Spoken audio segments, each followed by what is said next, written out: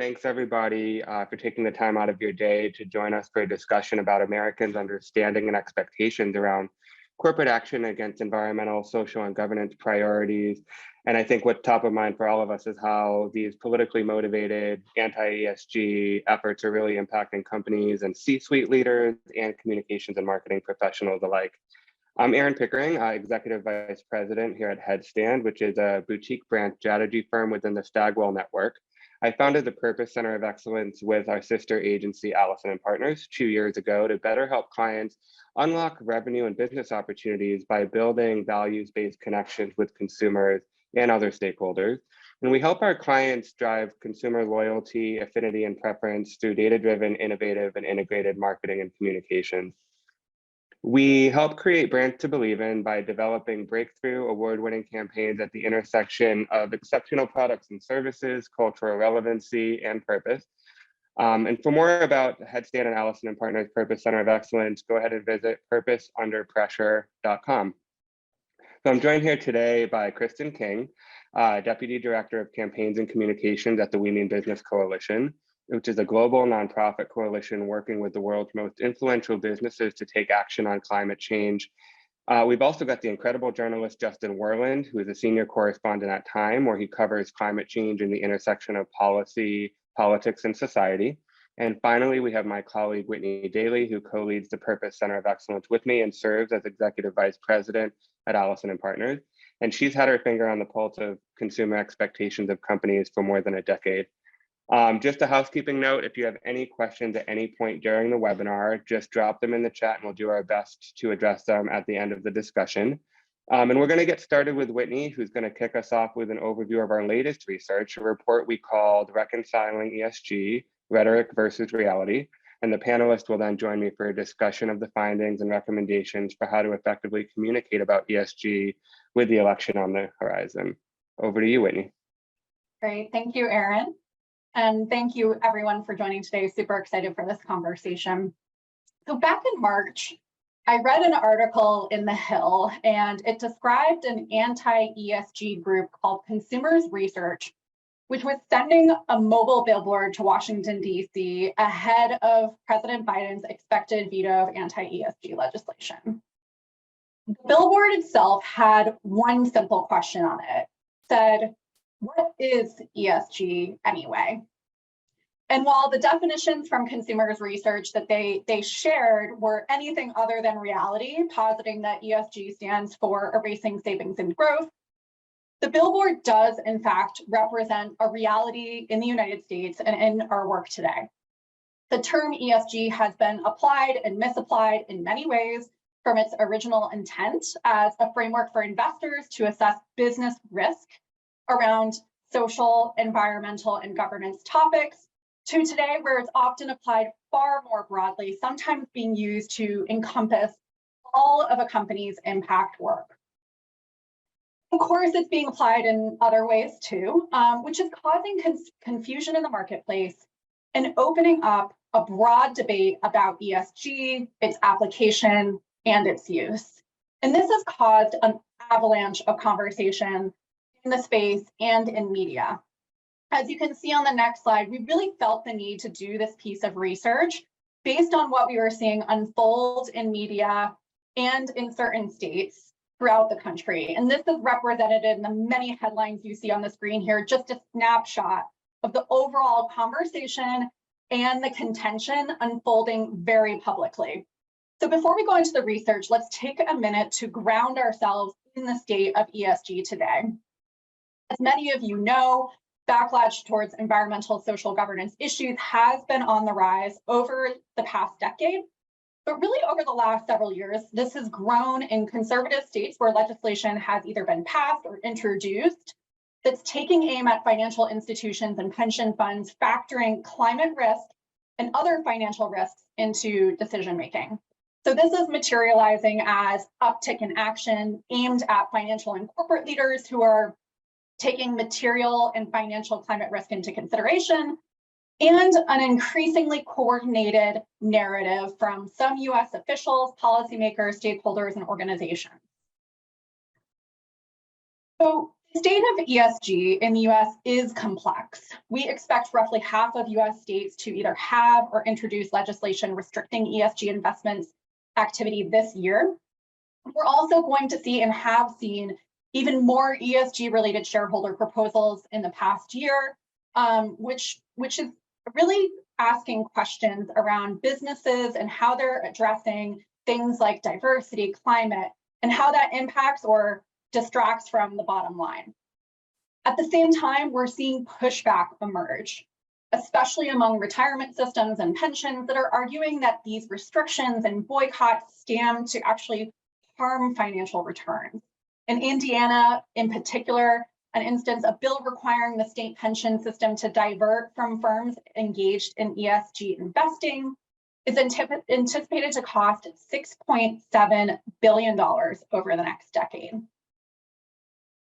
So now that we've kind of gone into ESG, what the space is like today, we'd love to take a deeper dive into some of the rhetoric versus reality.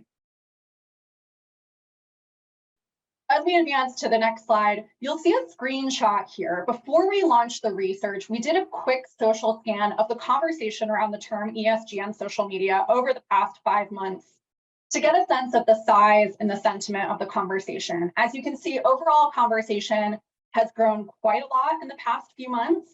And while most of the conversation is neutral, we have seen a huge increase in conversation with a negative sentiment, which has grown 220% since the start of the year. This is compared to a much smaller proportion of positive conversation, which has grown about 20% over the last 5 to 6 months. But to go a click deeper on this, when you look at the top 10 negative posts, the focus becomes clearer. This is that we are seeing a small but vocal group of some politicians driving this negative sentiment conversation online and to a certain extent in media. And this is in contrast with the reams of data showing how ESG practices, investments are good for business, good for investors. And this is just a handful of the myriad data points that exist that prove this out time and time again. But for our research, we really wanted to focus on the American consumer, that constituent sentiment. How does the average American feel about ESG? Do they feel positively or negatively about the term itself? Do they even know what ESG means or how it's applied?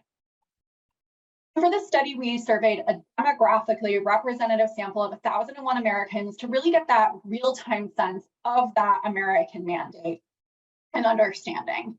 Let's dive into some of the core findings from the research now. The most important takeaway is that the anti-ESG movement is in fact out of alignment with the American mandate. Our research found more than half of Americans have positive views of the term ESG, and nearly 2/3 want companies to continue their environmental social governance action.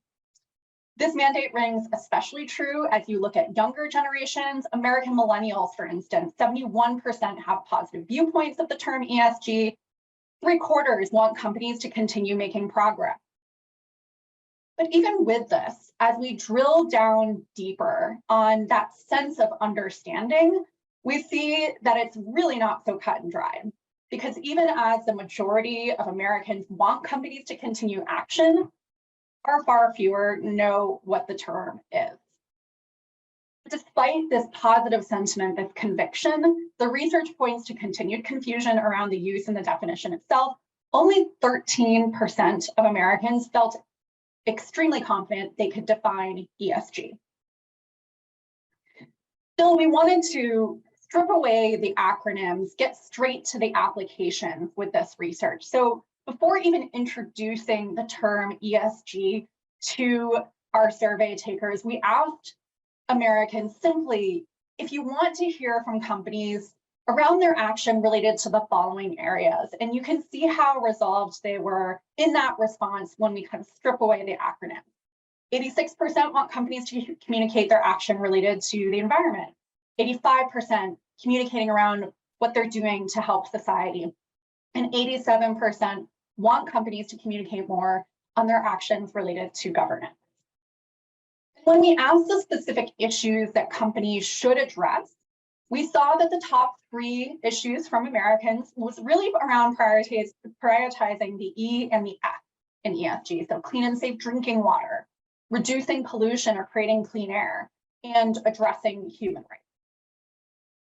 Now, drilling down that layer deeper, among those Americans who believe companies should address these issues, when we asked them how important is it that companies take action around these areas, the response was markedly high across all dimensions of ESG. And here is a critical takeaway for companies today. More than half of Americans said that they would stop buying from a brand if it stopped things like environmental action due to political pressure. The data is telling us that we as a community need to stay focused and not get sidetracked by anti-ESG distraction. And this really speaks to an increasingly sophisticated consumer set, especially as it relates to consumer considerations and shopping behavior. So specifically around environment, 58% of Americans said they're more concerned about a company's environmental impact than they have been in the past. And only a quarter said that they are not actively looking for information on a company's sustainable initiative when making a purchase. That means 3/4 of Americans today are. The companies should be aware that this growing segment of American consumers is also increasingly skeptical of unsubstantiated environmental claims, no surprise. In fact, only a quarter of Americans say that they have not spotted greenwashing in their everyday shopping. And even more are likely to say that this influx of what they're seeing in greenwashing has made them question environmental claims. So I will end the data section of today's webinar with a bit of a carrot and a stick.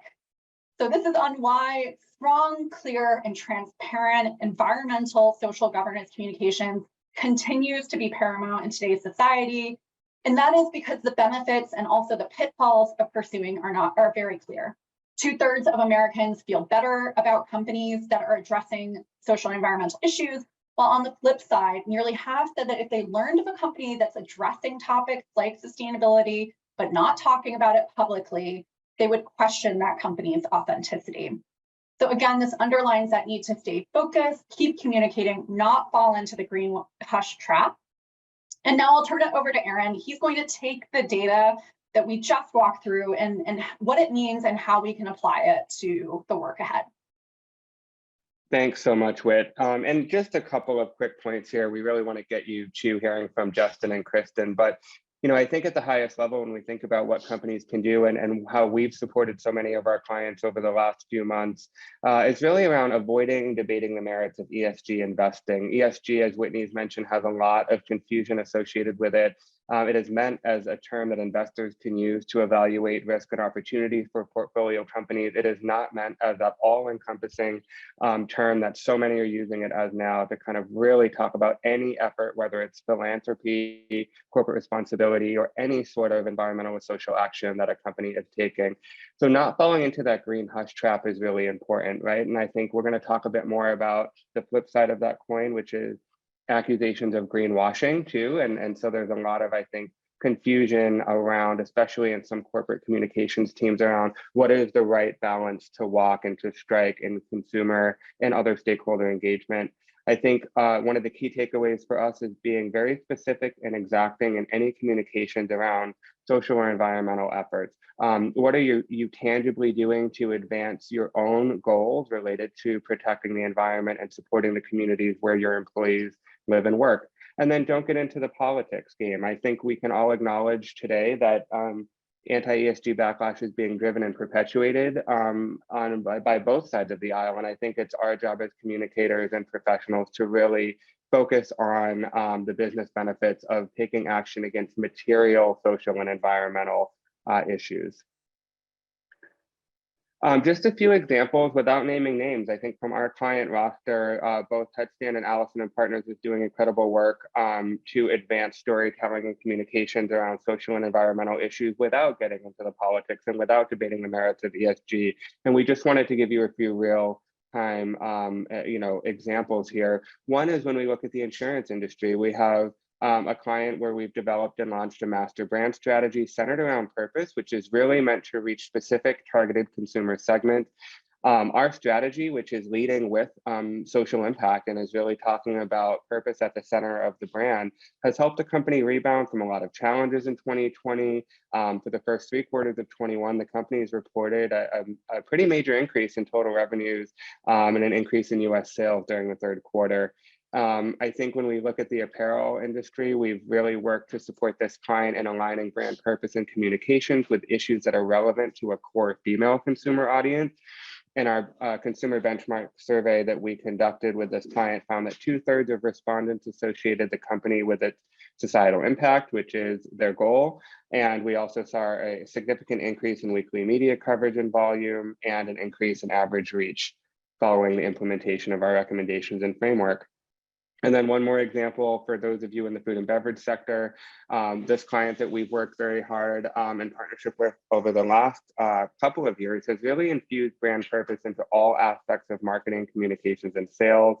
And as it celebrates its 30th year, the brand is stronger than ever and now holds the #1 ranked kids brand in food as designated by IRI. So just a couple of quick references there to the tangible benefits of communicating about social and environmental impact, not getting into the weeds on ESG, again, used as an investor term and framework. Let's go to the next slide if we have any others here, Shanna. This is just a quick code you can scan to get access to our report. And again, you can access the full report at purposeunderpressure.com. And I've dropped mine and Whitney's emails in the chat in case anyone has additional questions or needs a copy of the materials. So now let's, have Whitney and I stop talking and hear from Justin and Kristen a bit today. I want to start, Justin and Kristen, with a couple of just high-level questions for you. The first is, how has this politically motivated ESG backlash impacted your work? One, helping to lead a global nonprofit organization, and the other, one of the preeminent reporters on climate change at Time. We can start with you, Justin. Okay. Well, thanks for inviting me. It's good to be here, and really interesting to hear the results of that research presented. I think, from my perspective as a journalist, I would say there's sort of a challenge and an opportunity here. As a journalist, it's, I think of one of my sort of central functions of my job is to help people understand and to explain things that are happening in the world.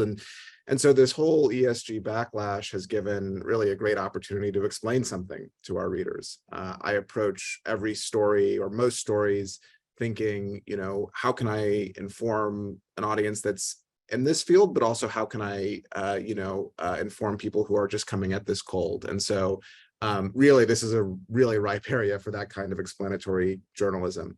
Challenges are probably similar in some ways to challenges that others on this call might be facing, which is you have to deal with the politics of it, which is fun for me to write about, but not so fun when you get sort of emails with really strong ill-informed opinions, or talking to people who have lots of sort of kooky beliefs, and having to sort of manage those challenges.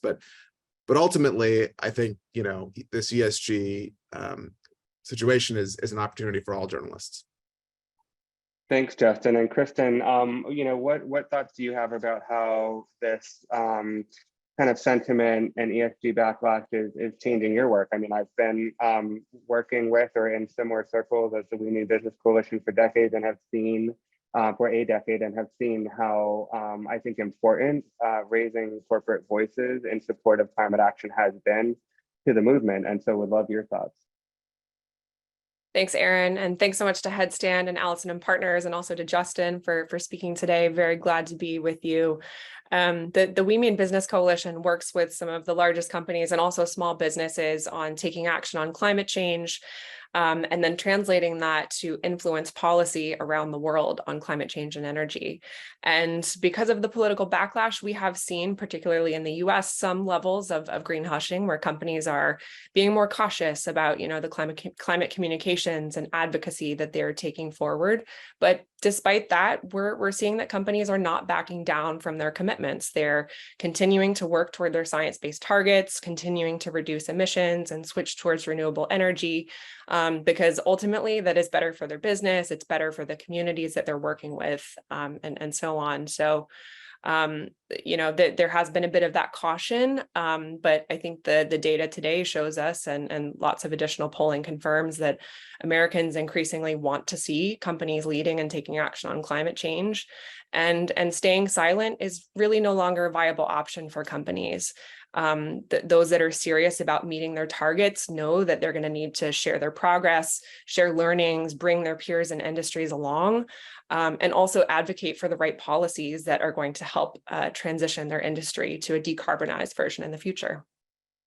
Thanks, Kristen. Yeah, I think it's really encouraging, and we're hearing the same, a lot of the same sentiments from corporate clients, where they're going to continue taking action against their publicly stated goals because of the impact on the bottom line and because of the investments they've made over the past decade or two against making that action. Plus, their employees demand it. A lot of investors still ask a lot of questions. So it's encouraging to see the work continues in the back end for sure. But I think, yeah, we're all here because I think that green hushing is a big risk. And I think the corporate voice in support of climate action has been incredibly important. Kristen, just staying with you, and we talked a bit about the confusion around the term ESG.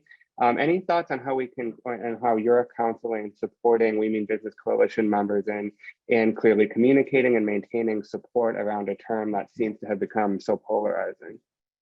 Yes, absolutely. Well, I think you mentioned earlier the topic of greenwashing, and I think one of the first things that companies can do is look inward to check and see, are they setting the right targets? Are they aligning with the climate science and what we know about where we need to go in terms of reducing emissions globally to limit global temperature rise to 1.5 degrees Celsius? So are they setting the right ambition and following through with action so that they can then go and communicate and advocate for the right policies?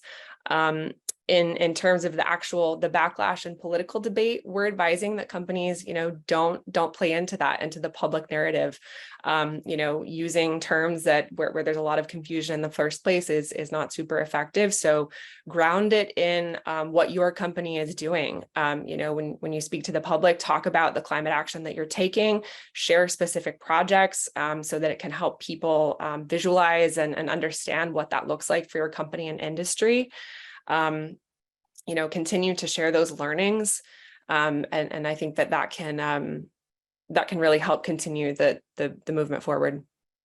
Thanks, Kristen. Justin, anything to add on, that confusion around the term itself, and how, from I think the perspective of a journalist covering this topic day in and day out, how can we more clearly communicate and maintain support for a term that, is now seen in some circles as a third rail issue? Yeah, I think it's a question of audience. This is a key thing. I mean, working for Time, it's interesting because our audience can be anybody who has access to a computer or their phone or a magazine stand around the world. And I really do think a lot about who do I think a particular article is going to reach. And when using a term like ESG, I think it's useful to say, is this the right term for this audience? If it is the right term for this audience, how much explanation do I have to do to say what I mean by ESG? I do think in writing for a broad consumer audience, oftentimes ESG isn't the right term. Oftentimes it might make sense to just say what you mean by ESG, and the informed reader will know that you're referring to ESG, and the average reader will know the specific thing you're talking about. And so I think this fits into what you were saying in the research, what Kristen just said, but really thinking about audience and how to be precise in what you're saying. Yeah, it's funny. I was at a conference in Phoenix 2 weeks ago, and I think the water scarcity and water management issues in Arizona have been in the headlines, and it's people who live and work there feel it every day. And what we talk about in storytelling around the issue of water in and around Phoenix, where construction has been halted in many instances because of a lack of either freshwater resources today or projected freshwater resources in the future, where people absolutely care about access to clean drinking water and water used in agriculture and for other purposes. And so talking about water and access to water in Phoenix and in the region is a great way to talk about corporate action to address climate change. And I think that that's just to give folks a tangible example of what we mean when we say talk to consumers and other stakeholders in terms they can understand. And in the research, Whitney spoke to us stripping away the term ESG and really focusing on things like water and clean air and things like that, which are, if you are living in the Northeast or other parts of the country now and you're having trouble breathing and your asthma is triggered due to wildfire implications in Canada, that is all very real for people. And so I think talking about the impacts of climate change on health and well-being and access to things like clean water are some tangible examples. Don't want to derail us, but just wanted to pepper some of that in. Kristen, tell us a little bit about the We Mean Business Coalition's work. I know a lot of it hinges on climate action. And, I think you mentioned you're seeing a lot of companies continue to take action, even if they are talking about it a little less. What does that mean for the We Mean Business Coalition's efforts moving forward? Well, we know the direction of travel and where we need to be heading to, reduce emissions globally. And for the companies, there's a number of different pressures that they're feeling that are continuing them in that direction. There's investor pressure, there's incoming policy regulation. Companies are looking to reap a lot of the business benefits of taking action on climate change and environmental issues. That might be increased resilience, happier employees that want to stay and continue to work for the company, and so on and so on. So, we are working with companies to create campaigns where companies can step forward and be a part of a collective signal to show that they are continuing their climate action. They want, their peers and policymakers to support that and be a part of that journey. And we also work with companies individually on, thought leadership opportunities, for example, to showcase in an op-ed or a social media feature, or, to connect companies with policymakers to have more of these discussions privately. But we work with companies in a number of different ways to ensure that their stories and their work that they're doing on climate change is reaching the right audiences, that it's having an impact in the world, and it's ultimately helping to advance policy. Thank you, Kristen. Justin, just thinking about your perspective on reaching that broad audience, which could include mainstream consumers, it does include business leaders and investors. You recently wrote a piece educating readers on what ESG is and why it's so confusing, following criticism from a reader. I know you must get that a lot, but who clearly did not understand the meaning of ESG. So from your perspective, how does terminology, we haven't used this word yet on this webinar, so I'm going to open another Pandora's box, but how does terminology like woke capitalism, for example, continue to contribute to polarization of the topic of ESG?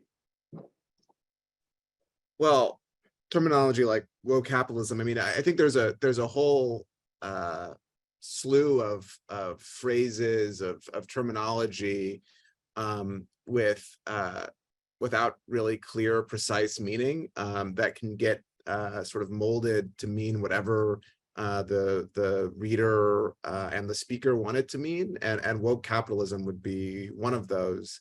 I think from a writer perspective, woke capitalism would fall in the bucket of a word that that I would never use, and maybe if I used it in a quote, it would require sentences of explanation because it just is so loaded. And so I think there are a bunch of these phrases going around. I think to the extent that we can avoid and at some points it might make sense for me to take some time to really explain what's going on there in a word or a phrase. But yeah, woke capitalism, definitely avoid.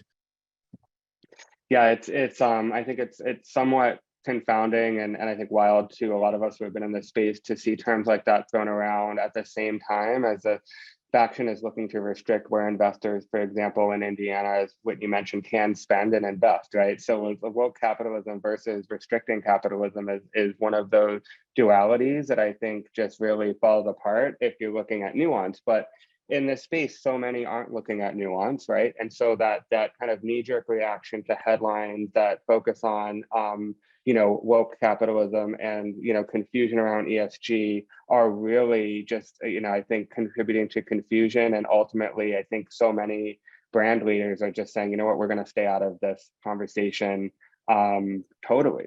And so I think, Kristen, the one of the questions to you is, what are some of the coalition tools and resources that companies can use to inform their climate communications and advocacy? Yes. Well, first I wanted to point to, for those on the call, to check out the Freedom to Invest campaign. This is something that was launched in March by our friends at Ceres, a coalition partner. And it is aimed, it's a group of hundreds of investors and companies that are sending a message to US state and federal policymakers that they would like to protect the freedom to invest responsibly and consider climate risk as financial risk, which we all know that it is. So as part of that campaign, those that sign up can participate and support by getting in touch with local lawmakers to talk about how anti-ESG state legislation may be affecting their business. They can also support communications activities like writing an op-ed, posting on social media, activating messages, as it makes sense. But our colleagues at Ceres would be glad to get to speak with you about that. And thanks to Whitney for dropping a link to the campaign page here in the chat. There is a statement that you can sign on to join that campaign. And then additionally, on the subject of leadership and avoiding greenwashing, the We Mean Business Coalition does have a number of different resources, and we'd be very glad to share those with you and collaborate on communications and advocacy. I will put my email in the chat so you can get in touch. But the first one that I would point to is called the Responsible Policy Engagement Framework. We just released this last week, and it was a very consultative process with all of our coalition partners. Over 60 companies fed into the process as well. And it essentially provides a framework for companies to understand what good policy engagement looks like and how a company can get there. It includes tools, case studies, different resources to close the advocacy gap between companies that are setting ambitious climate targets and those that are following through with the right advocacy that will help them get there faster. So do encourage you to check that out. And that policy framework is a part of our larger leadership framework called the 4 A's. And I'll put a link to that in the chat as well. Thanks to my colleague Luke for sharing that. But the 4 A's walk companies through what do they need to be doing to set the right ambition, setting targets that are aligned with science. How do they follow through on the proper action? There's so many choices out there. So how do you know that what you're doing is credible in helping you get to your targets? Again, advocacy, how do you support the right, the frameworks and policies that are going to help you get there faster? And then accountability, how are you showing your progress, being transparent along the way and sharing learnings with others. So those are a few. Would really love to chat further with any of you here on the line if you'd like to learn more or get involved. But thank you, Kristen. And Justin, one more question for you, and then I'm going to acknowledge some of the great inputs we have coming in through the chat and take any of those questions. I think, Justin, when you think about how companies can work with reporters, so whether that's becoming, if they're not already trusted sources of information for you, partnering with you to the extent possible on storytelling to help really shine a light and educating people about ESG and climate change and the impacts on business, what are some of the ways that companies and representatives can work with reporters to leverage media coverage to authentically communicate and simplify ESG? Yeah, and I'm happy to drop my email in the chat, and though I apologize if I'm sometimes slow to respond, but I'm happy to, I'd love to keep the conversation going with folks here. But I guess I would just say sort of big picture is that word you used, authentically. One thing that I always ask, and try to get a sense of is, why are you doing this? And why are you talking to me about the fact that you're doing this? And, if there's no business case for why they're doing this, or there's no sort of real, real business case, then I'm really unlikely to write about it. I think a lot of journalists are even more cynical, and even inherently skeptical of things coming from businesses. And so you really have to be able to articulate why this is important to you as a business, and not just say, oh, we're doing this nice thing, please say that we're doing this nice thing. And I think that, when you think about the principles of ESG, whichever sort of, definition you might want to use, all of that is connected to a business case. So that's the biggest thing I would say. I think that's helpful. And I mean, right, like so many of us that have been in this space for so long, we all like to think that when we're representing our clients and we're sending out media pitches that we've already asked all of those tough questions. But sometimes, frankly, it's get us credit for what we've done. And that right now is falling not just on busy and exhausted ears if you're a reporter. It's also falling on increasingly skeptical ears. And I think one of the things that we've seen so much, we've talked a little bit about greenwashing and some of those brands who have taken a stand on a cultural issue, but then don't have either the fortitude to stand behind those moves or actions, or don't have progress to report beyond the marketing campaign or beyond the employee town hall.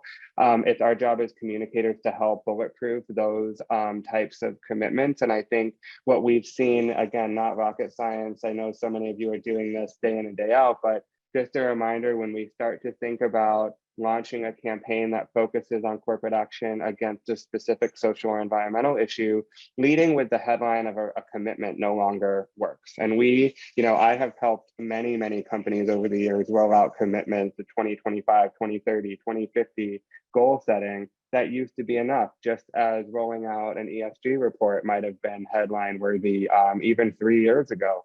It's not enough. And I think focusing on a specific and tangible action that the brand has taken to, again, promote and help secure cleaner air, cleaner water, support a historically marginalized set of stakeholders. As long as that comes with real authentic commitments and that go beyond a marketing campaign or go deeper than, hey, we started this 2 weeks ago, I think goes a long way. So just really looking to your agency partners, for those of you who represent corporate communications or brand shops, looking toward your PR partners and making sure you have the folks who are going to ask those tough questions and help you add authenticity if it's not already inherently there, and working with coalitions like We Mean Business and Series and so many others out there behind the scenes to really have them help you gut check and develop and advance tangible actions against your existing goals. So Aaron, I am going to add one. please. I just Yes. want to add one point onto these comments from you and Justin. But I definitely agree. It's, companies should be investing in their climate communications and supporting those teams. And looking for ways to tell stories about how climate action and the benefits are showing up in all aspects of the company, not just siloed into a sustainability team, but where is it showing up for you? How is your leadership team responding to really show that authenticity and that it's something that's informing your entire business strategy? Thank you, Kristen. That's a great point. Some of the questions and other references we have in the chat, one I'll throw to you, Whitney, around somebody asked, I think the poster child of, unfortunately, on the right of woke capitalism and Patagonia, and on the left, the kind of heroics of Patagonia and really being a brand that is true to its ongoing legacy and commitment to fighting climate change. Someone asked, do you think that Patagonia's announcement of being reconfigured as a trust to help fight climate change, how do you think that was received? Do we think that's going to be part of a bigger trend? Yeah, that's a good question, and certainly something we were watching as we saw that announcement come out before Climate Week last year. I mean, I would say that Patagonia is always on the very bleeding edge of what it means to be an activist organization around climate and other issues. I think that, certainly we can see them as an aspirational, example to look at and to learn from. not every company, and we say this to our clients all the time, not every company is going to be a Patagonia, but we can learn from what they're doing and take some of those key learnings and best practices and see how we might be able to implement them. So to answer the question directly, probably more of an outlier, but it is a significant move that they made, and hopefully other companies can continue to take inspiration from those moves and see how it works within their own organizations moving forward.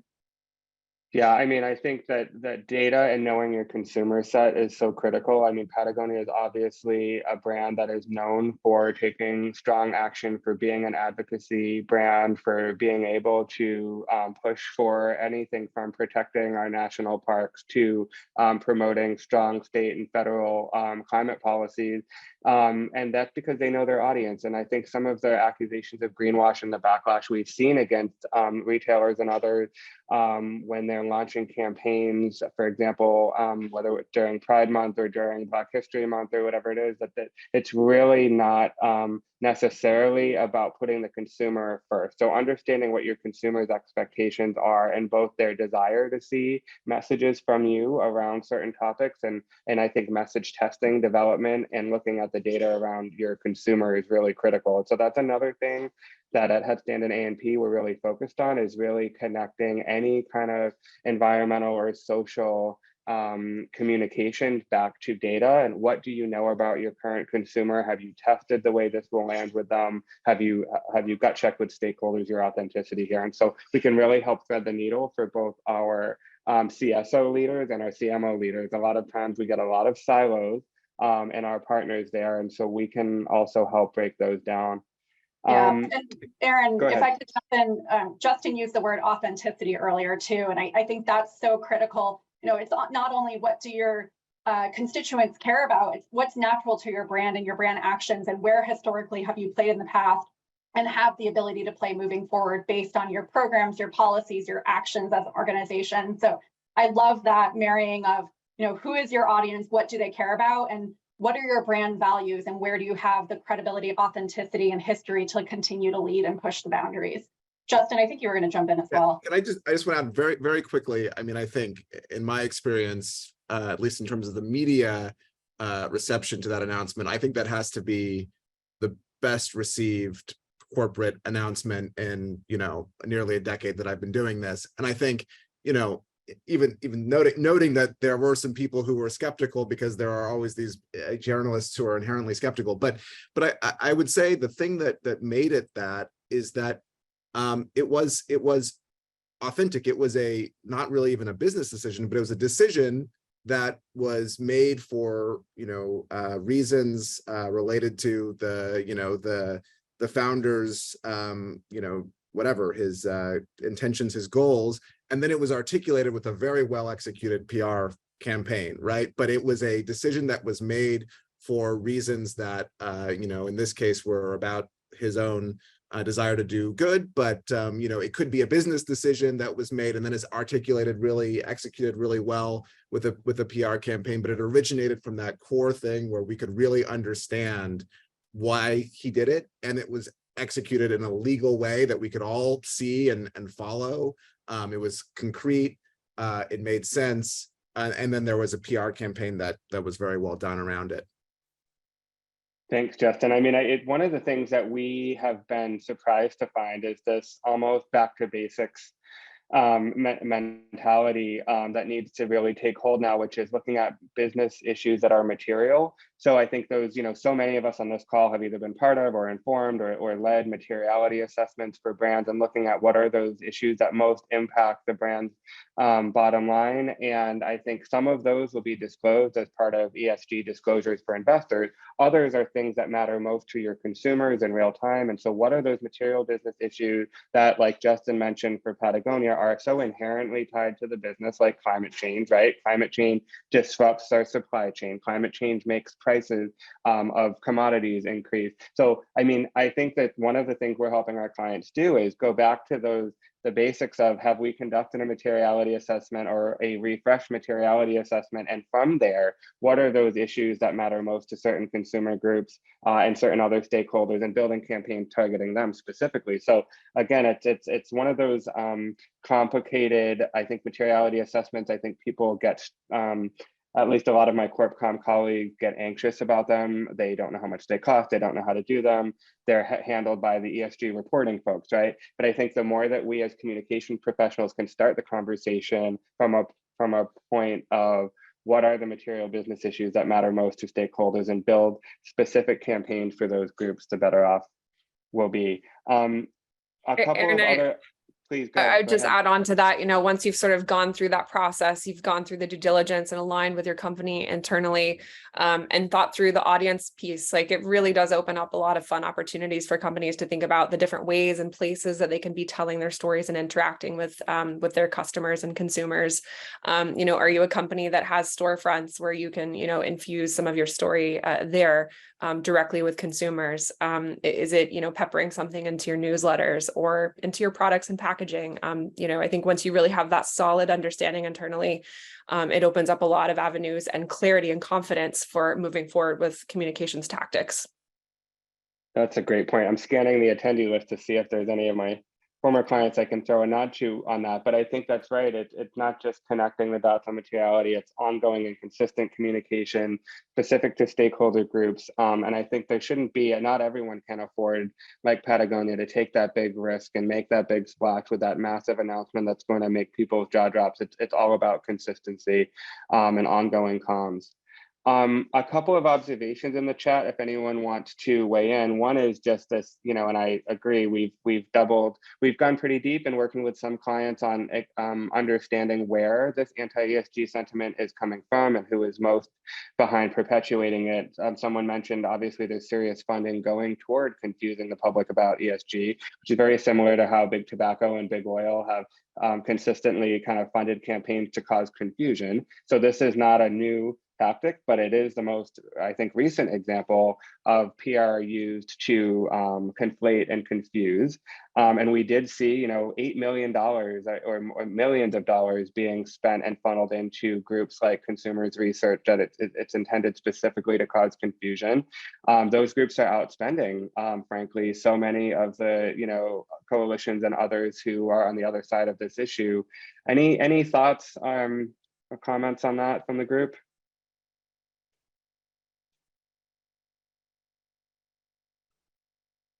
And if not, that's okay. I think whoever.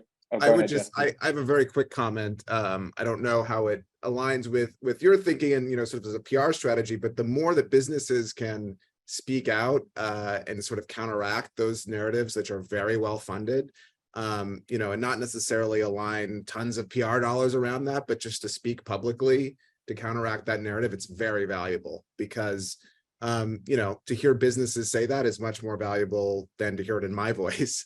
And I think, I don't know if we touched on this question, but it is like a lot of the people who I would talk to and I still talk to don't want to be on the record. It's this green hushing thing, but that voice is way more powerful, and it'll help counteract the millions of dollars that are going to muddy the waters. Thank you, Justin. I totally agree with Justin. We are outspent, but corporate voices can be very powerful. And so we encourage them to speak out individually, but also, look around you, look at your peers in your industry. Where are your trade association groups? What are their stances on these issues too? How can you be creating influence within your industry to help the collective come along too? I really encourage folks to think about it that way too. Speak out individually, but also think about ways that you can work with others in your supply chain and in all your different community groups around you. Great, thank you both. One other question in here around, we hear all the time that investors care about ESG. Do we have tangible evidence of investors withdrawing funding from companies that neglect to prioritize robust ESG practices? I think the answer is 100% yes. I don't have the examples in front of me right now, but I think over the years, especially through series and some of the other, some of the socially responsible investment groups, but even some of those mainstream investors, we have seen an absolute shift in the way that portfolios are planned and are executed. And as portfolio companies are shifted to de-emphasize things like investments in oil and gas and focus more on renewables, for example, but there are also dozens of other examples of how investors have driven an improvement in ESG practices through stakeholder and shareholder engagement. So I do think that we see a lot of it publicly, but more importantly on the back end, we've seen a ton of progress, especially on the disclosure front, by having investors work together to engage companies on the issues that matter most.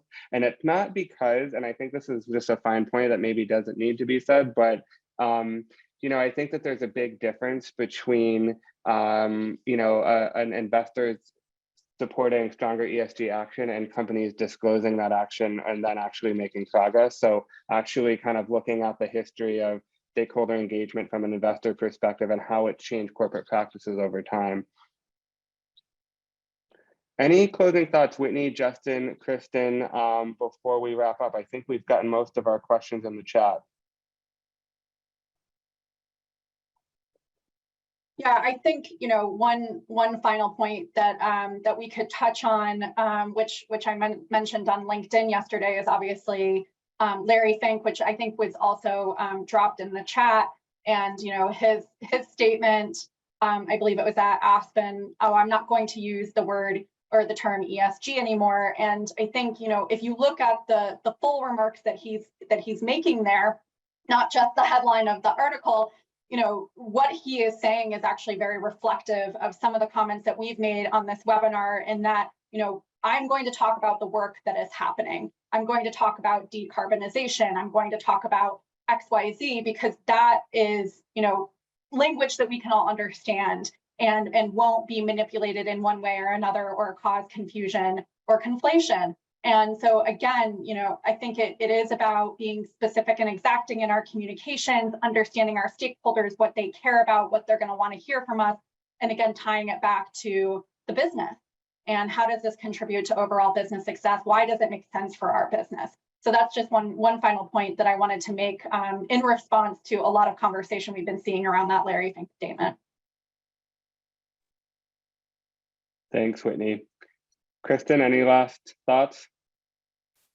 Final thoughts from me, I think, are that, as I said earlier, silence is no longer a viable option for companies. There's some articles out today showing that even in conservative states where anti-ESG legislation has moved forward, companies are still taking steps to reduce their emissions, and because, again, it's good for their business.